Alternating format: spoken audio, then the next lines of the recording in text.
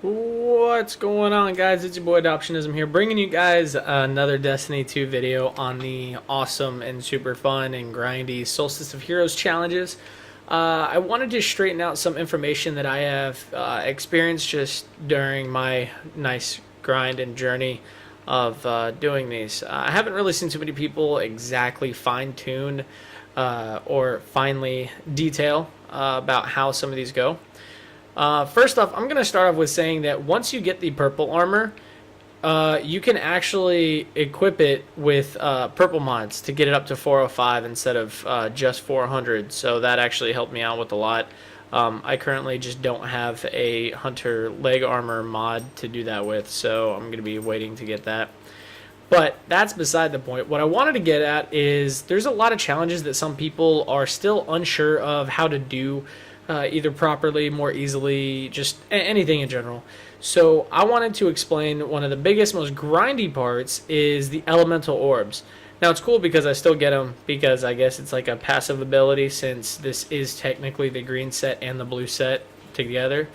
The green set, the helmet states that you need to have the full set equipped to get elemental orbs to drop. Now the biggest question and the biggest thing that people have been like, oh well, how do you get certain elements to drop and whatnot?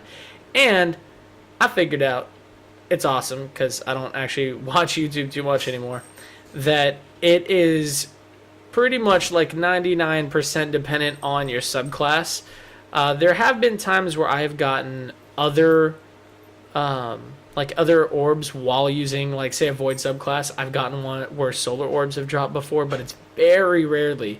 So I want to say it's yes, like, subclass is the one that primarily controls it. Now, how to get those to drop? Some people are like, man, well, I'm sitting here over here like farming all these thralls or all these fallen or whatever, and none of them are dropping. The easiest way to do it is by going through the Redux missions, because the Redux missions put most of your enemies at yellow bars. So the easiest way to think of to get your elemental orbs is to have that elemental attribute that you need, whether it be arc orbs, void, or solar orbs. Have that equipped as your subclass, and then make sure you do Redux missions because it's yellow bar enemies that drop elemental orbs. Now, some people might say, oh, no, that's a lie. I've seen them drop and other things like that.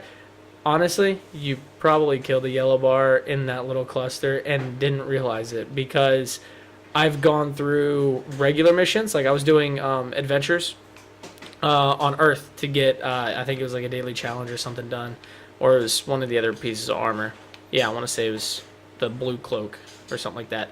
Anyway, all I did was I just paid attention to what I was killing, the health bar, the difficulty, anything like that.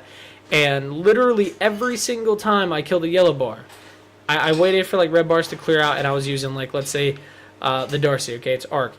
I would kill him, boom, arc would drop. I'm like, oh, crap, that's cool. Or sorry, not arc would drop. Arc can drop depending on the type of your weapon, but like I said, it's around 90 to 99% is your subclass. So it's like I would kill a yellow bar with my Darcy, and they would drop like a void orb. Or I would kill a yellow bar with my Uriel's gift, and it would be a void orb.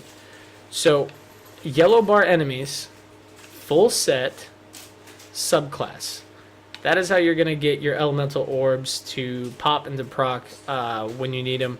Obviously, 250 seems like a lot, but since this event only lasts till the end of the month, if you're trying to get this done on 3 characters, that's a very good start to think of, is just redo your Redux missions. Make sure you have the full armor set equipped. You might need somebody to help carry you through, because it would be a lot easier to get elemental orbs to drop, and you could always just play support with like rockets and your supers. But for the most part, it's elemental orbs. Now, some people also haven't, I'm floating in orbit, so I can't really show you right now, but some people have also caught on to, like, let's say, all right, I don't have to collect elemental orbs, but they'll still drop. Okay, I'm wearing the full set. I'm pretty sure it's passive since the green set. When you pick up elemental orbs, if you do it fast enough, like, let's say you pick up like a cluster of like 10 elemental orbs, if you actually look over here on your buffs, you'll have a buff that'll say like arc proficiency something or whatever. Like, you get boosts for that orb, which means that like the damage in that elemental orb that you've been picking up lasts for a couple seconds or a minute or whatever, and that increases damage from obviously that element. So on top of those challenges, another easy one to note is bosses. I tried this out, and I want to say lost sectors do count. I believe I want to say I was at 9 out of 10, and then I went through a lost sector on Mars, I believe, and I killed what's his face. It's like one of the easiest. It's probably one of the quickest lost sectors in the game, but it's this one that's like right over here. It's the Ma'adim subterranean or whatever. That one, I believe he counted as my 10th. Now, if not, if I could totally be just imagining things and I wasn't paying attention, strike bosses or mission bosses. Those are the two. Those are the two easiest ones, because a strike is technically a mission. It's just longer and a little harder. But bosses, like the full-blown named enemies, not like Knight of Zol or something like that. Like, it's usually people that have very long, like, pronounced names that are ridiculous. So strike bosses are pretty easy. So if you're trying to do this, and I would say also do heroic strikes with at least one clanmate. I wasn't thinking of this when I was doing the strikes the other day, and I totally didn't have a clanmate with me. So I didn't get this done, so I'm going to have to go back through and do it. And plus, I am also currently behind in getting this challenge done too. Now, of course, you know, there's, like Leviathan raid on prestige difficulty. Those are things that are going to be a little more dependent on people that you play with.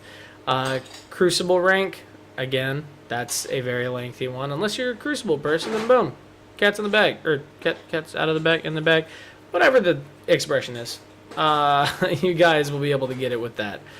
So I really hope that this video helps you guys out. Please let me know any other tips and stuff that you guys have noticed, and post it in the comments. Share with your friends, like, subscribe, all that fun stuff. And until next time, guys, I will see you dudes later.